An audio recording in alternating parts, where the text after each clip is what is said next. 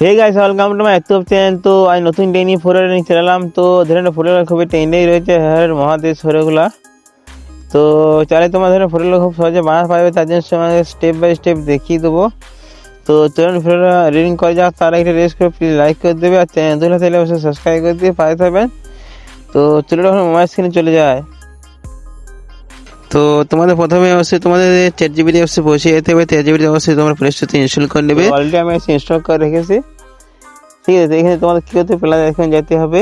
তো প্লাস এখন তোমাদের ফটো অপশন যাইবে।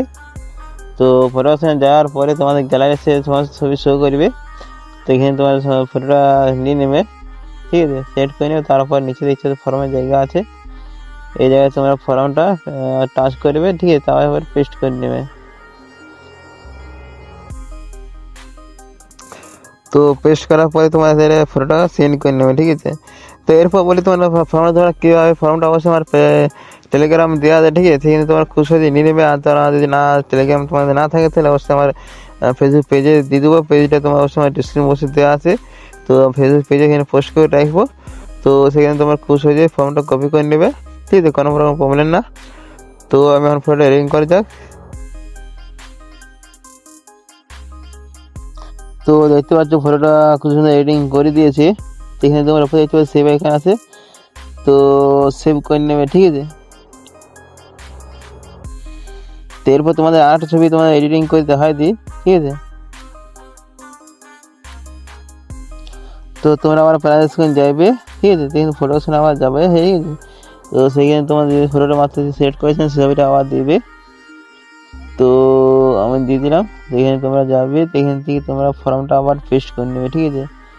তো আমি পেস্ট করে নিয়েছি। তারপরে ফটোটা দেখতে পাচ্ছ একটু লোডিং নিচ্ছে, ঠিক আছে। তো লোডিং হয়ে গেছে, আবার এখানে সেন্ড করে নেবে। তো সেন্ড করার সাথে তোমাদের ফটোটা আবার খুব সুন্দরভাবে এডিটিং করে দেবে। তো পরের ছবিটা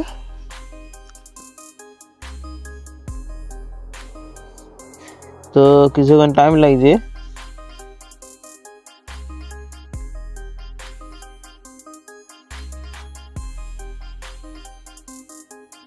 তো ফটোটা দেখতে পাচ্ছ, তো ফটোটা দেখতে পাচ্ছ খুব সুন্দর এডিটিং করে দিয়েছে। তো এখানে তোমরা দেখতে পাচ্ছ উপরে সেভ আইকন আছে, তো এখানে সেভ করে নেবে, ঠিক আছে।